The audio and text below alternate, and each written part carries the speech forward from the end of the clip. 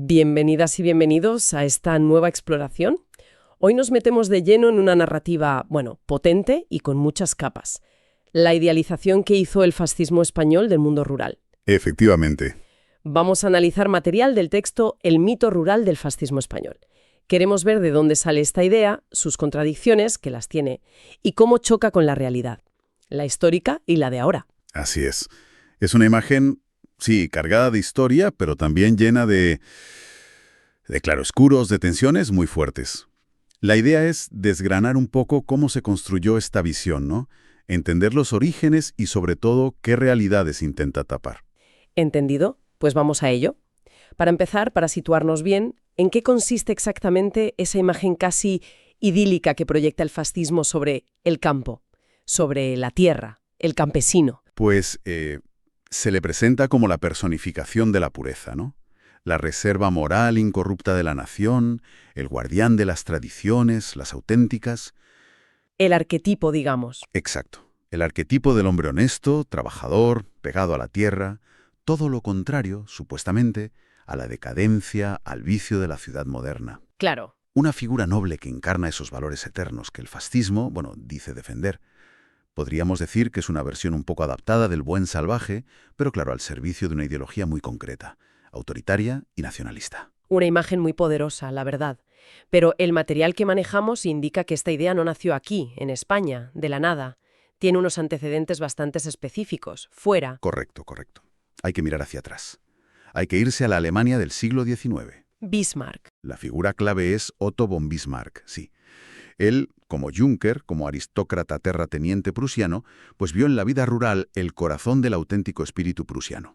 ¿Y cómo era ese espíritu? Pues conservador, jerárquico, muy arraigado a la tierra, y lo usó como contrapunto al liberalismo que empezaba a surgir en las ciudades. Un liberalismo que él asociaba con influencias extranjeras. Y ojo, aquí está la clave para después con la población judía. Ahí está. Ojo que todavía era un nacionalismo prusiano, ¿eh? No era aún el pangermanismo racial nazi, pero ya sentaba una base ideológica importante. Ahí está la conexión que decíamos. ¿Y cómo evoluciona esa mezcla? Idealización del campo y antisemitismo.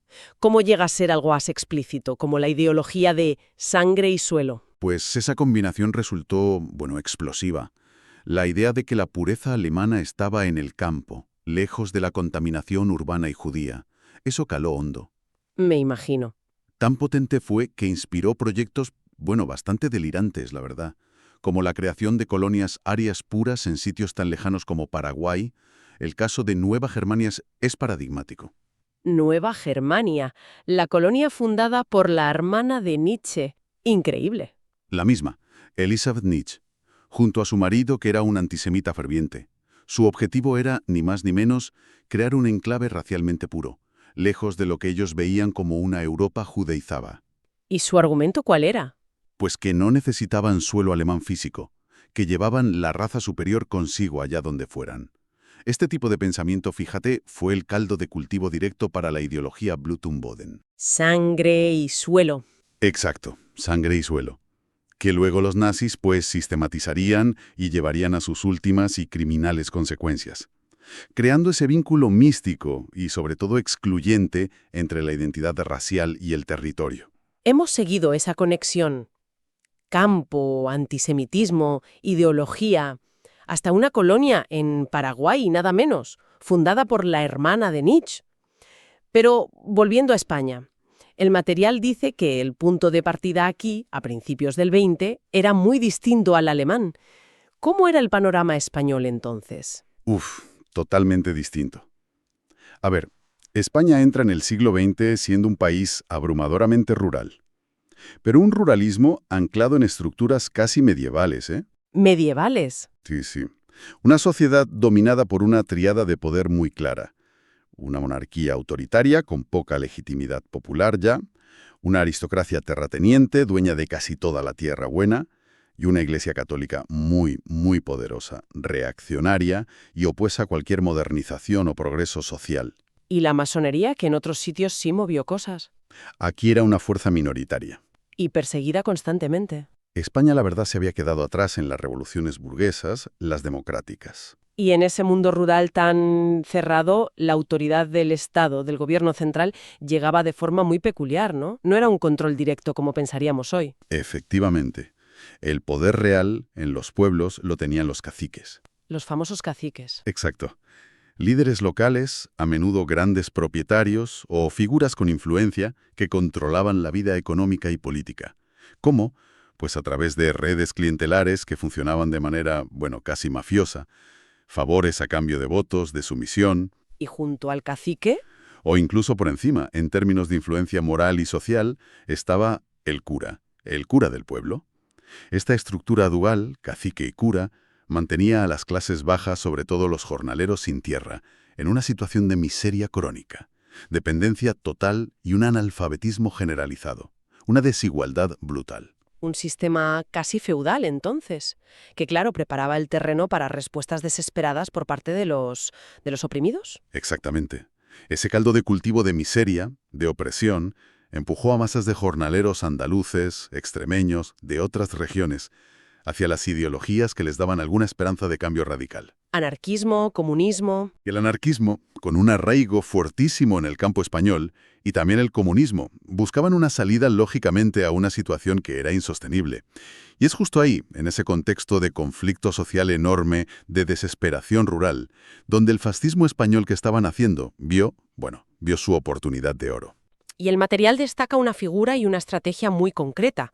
Falange, a través de Onésimo Redondo, pone el foco directamente en el campo. Fíjate, no empiezan por las ciudades como otros fascismos europeos. Muy bien observado, sí. Redondo, que era un personaje ultracatólico y profundamente reaccionario, vio muy claro que el campo era el sitio donde reclutar. ¿Y qué hizo? Impulsó un sindicalismo agrario, pero de corte fascista, las Hons, y su estrategia fue, astuta y perversa a la vez. Movilizar a los pequeños y medianos propietarios de tierras, gente que también sufría la crisis, pero que tenía algo que perder. ¿Y movilizarlos contra quién? Contra los jornaleros sin tierra, presentándolos como una amenaza revolucionaria, antiespañola. Les ofreció una identidad, la del auténtico español, católico, trabajador, frente a los indios y sin patria. ¿Y qué discurso utilizaban para atraer a esos propietarios? ¿Qué les prometían exactamente, a cambio de que les apoyaran? Pues fundamentalmente orden, protección frente al caos rojo. Era un discurso muy paternalista, autoritario. Hay una cita que recoge el material de un representante de estos agricultores fascistas justo antes de la Guerra Civil que es muy reveladora. A ver. Decía algo así como: el agrarismo al modo de Mussolini no propaga razones, sino hechos. Lo hace sin lanzar a los de abajo contra los de arriba, sino obligando a los de arriba a que piensen un poco más en los de abajo. O sea, mantener la jerarquía, pero con un guiño a los de en medio. Exacto.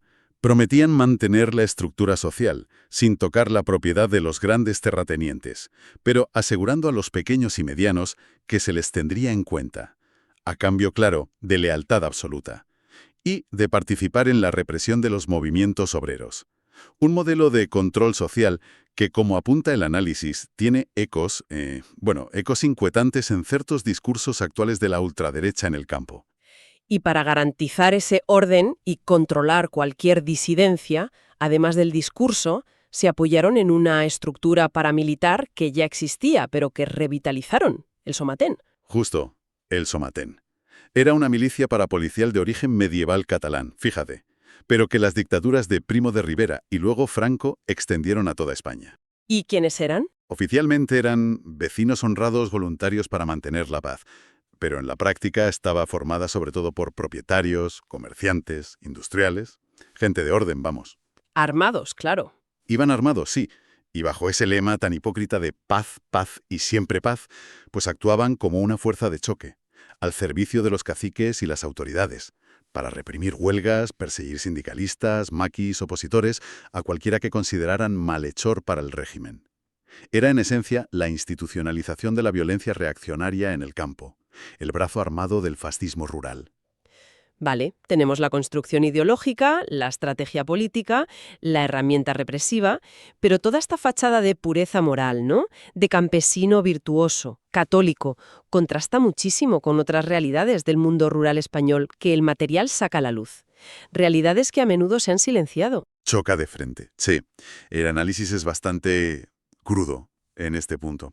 A ver, lejos de ser ese supuesto oasis de virtud, el aislamiento geográfico, la falta de educación, sobre todo la sexual, la pobreza, la estructura social tan opresiva del campo español tradicional, pues crearon también un caldo de cultivo para tabúes, para comportamientos ocultos. Por ejemplo. El bestialismo o zoofilia es uno de los ejemplos más impactantes que se mencionan. Un tema del que casi nunca se habla, extremadamente tabú. Y sin embargo, históricamente asociado al entorno rural en muchas culturas, ¿eh? No es una invención. El famoso informe Kinsey, el pionero en estudios de sexualidad en Estados Unidos, llegó a estimar que un porcentaje significativo de hombres, de entornos rurales, hablaba hasta de un 40-50% en su muestra, había tenido algún tipo de contacto sexual con animales alguna vez. ¿Y por qué? Pues factores como la soledad extrema, la ausencia total de educación afectivo-sexual, la convivencia constante con animales, la disponibilidad, podían generar ese contexto. En España, esto ha sido más bien motivo de chistes crueles o de silencio avergonzado, pero el texto recuerda noticias trágicas reales, como la de aquel hombre gallego en los años 90. Sí, esa noticia circuló muchísimo. Recuerdo el impacto que causó. Terrible. El caso del hombre que murió aplastado por una roca mientras mantenía relaciones sexuales con una gallina. Más allá de lo morboso o lo anecdótico, apunta a esa realidad subterránea, a veces trágica, generada por el aislamiento, la represión sexual brutal y la incultura que imponía ese sistema social, ese sistema que el fascismo idealizaba. La contradicción es enorme. Es brutal, sí. Se exalta al campesino casto, puro, casi angelical en la propaganda, mientras se ocultan estas otras realidades que en parte eran consecuencia de ese mismo modelo represivo. Y como ironía adicional, el texto señala que estas prácticas parecen tratarse con más apertura o incluso normalidad en algunos países nórdicos. Curioso.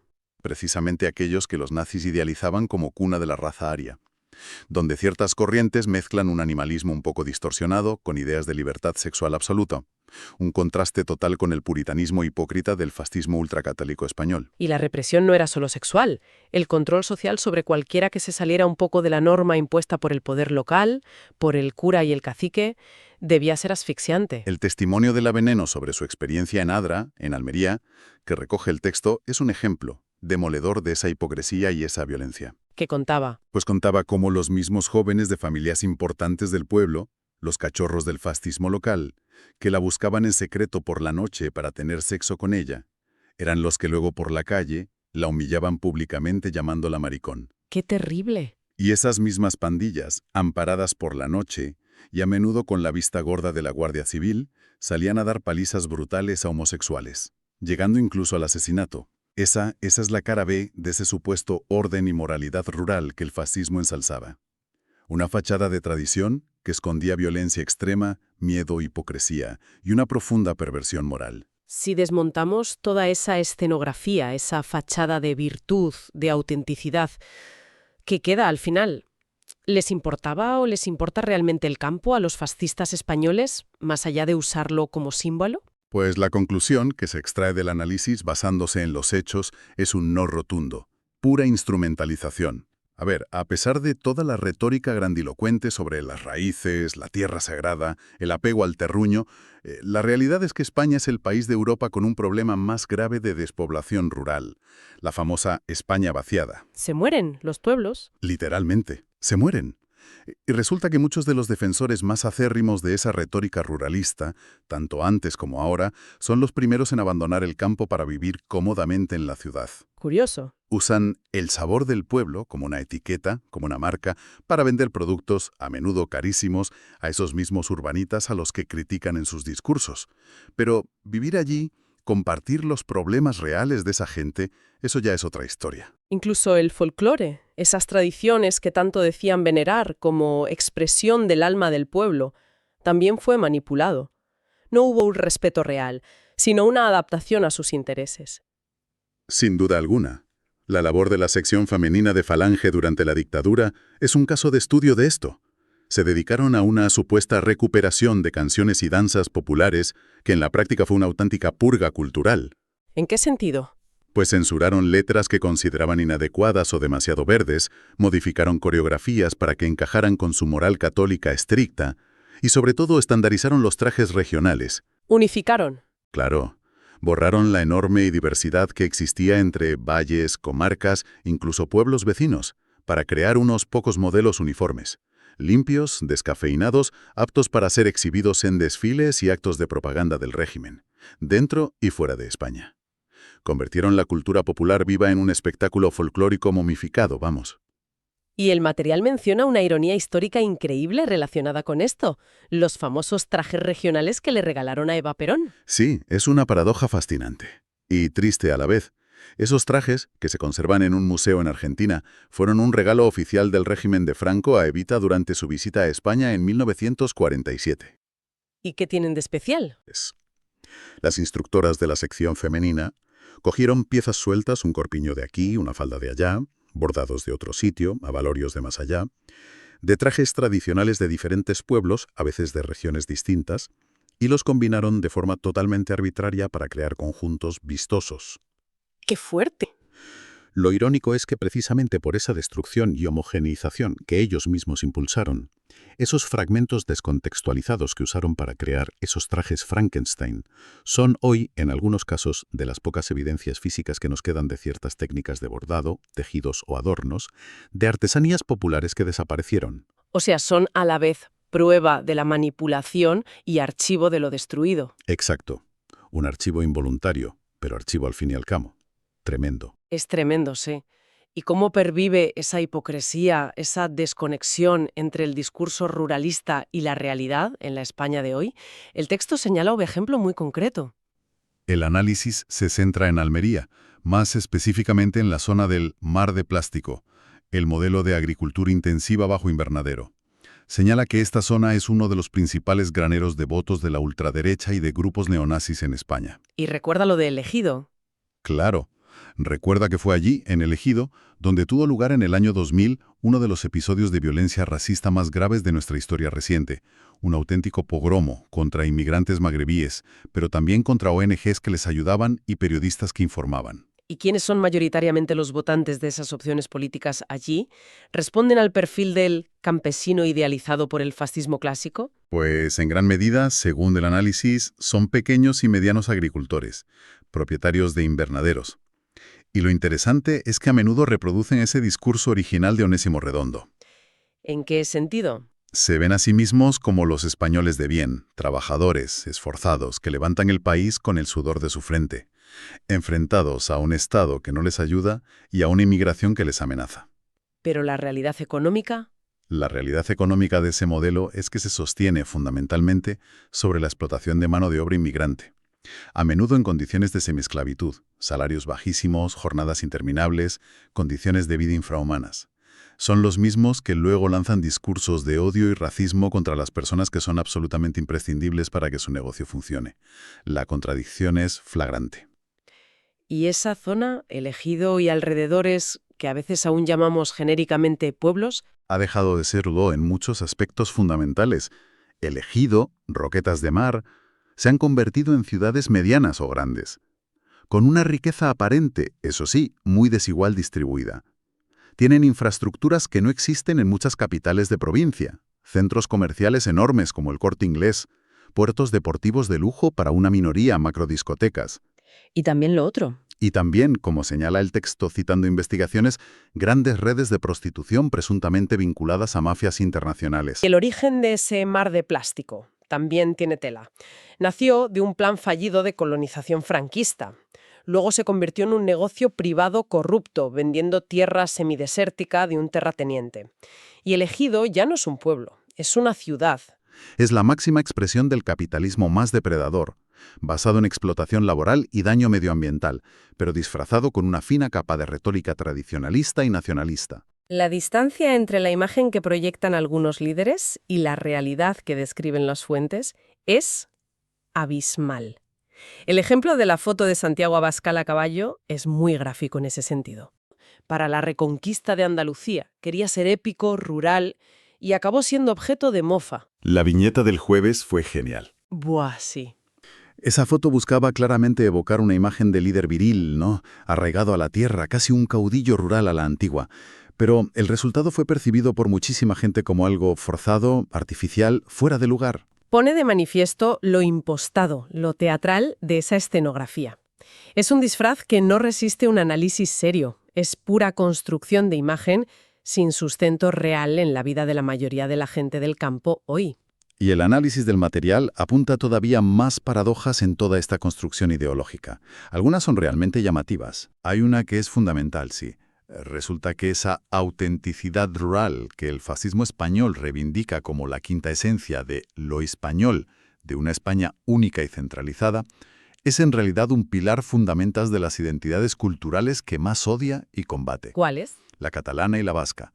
El independentismo catalán moderno hunde sus raíces simbólicas en una revuelta campesina histórica, la Guerra dels Segadors, cuyo himno es el actual himno de Cataluña.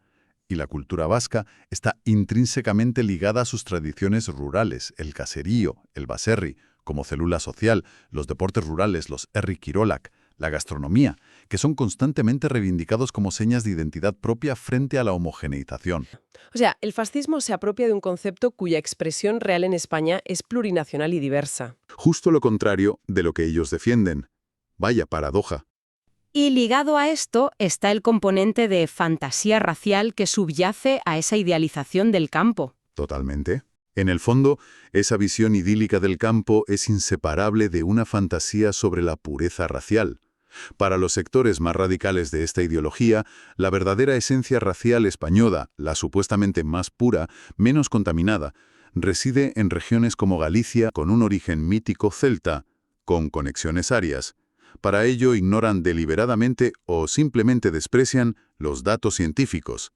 La genética de poblaciones muestra precisamente en Galicia una de las mayores pervivencias de marcadores genéticos de origen norteafricano, bereber y judío sefardí de toda la península ibérica. La realidad histórica y científica como un obstáculo a ignorar para mantener el mito identitario, como siempre. Siempre lo ha sido para este tipo de ideologías, sí. Construyen un relato delirante sobre una supuesta raza aria española basada en mitos sobre celtas, íberos, visigodos, ignorando selectivamente siglos de mestizaje y de influencias culturales diversas que son la verdadera riqueza y complejidad de la historia de la península. Y el ocultismo. Incluso, como apunta el material, llegan a imitar a los nazis originales en su fascinación por asociar estas zonas rurales del noroeste, como Galicia, con el ocultismo, lo paranormal, buscando quizás esa conexión esotérica con la tierra ancestral, un rasgo que según se indica es bastante común entre grupúsculos fascistas y neonazis españoles. Después de recorrer todo este camino, desde Bismarck hasta el Ejido, pasando por Paraguay y la Veneno, ¿cuál sería la conclusión principal? ¿Qué idea clave nos deja este análisis del mito rural fascista español? Pues la conclusión más evidente es que se trata exactamente de eso, un mito, una construcción ideológica profundamente cínica. Una herramienta de propaganda que se usó y se sigue usando para vender una narrativa de pureza, racial, moral, cultural, que se cae a pedazos en cuanto se confronta mínimamente con la historia o con la realidad social. Usan al campesino. Lo usan como un fetiche, como un accesorio simbólico para sus fines políticos. Pero en el fondo desprecian profundamente la vida rural real, con sus problemas, su diversidad, su dureza. Tanto como desprecian la complejidad, la libertad y el mestizaje de la vida urbana. Su única patria verdadera parece ser el poder, y su única tradición constante, pues la manipulación y la mentira. El campo como arma. El campo para ellos no es un lugar para vivir, cuidar y respetar. Es simplemente un arma más en su arsenal ideológico, nada más. Una conclusión potente, desde luego, nos deja pensando. Quizás deberíamos estar más alertas sobre cómo se construyen y se utilizan hoy estos símbolos de supuesta autenticidad, ya sea la rural o cualquier otra. Exacto. Y preguntarnos siempre a quién beneficia realmente crear y mantener esas narrativas, y qué realidades incómodas intentan ocultar detrás de ellas. Y con esa reflexión final cerramos nuestra conversación de hoy. Gracias por habernos acompañado en esta exploración.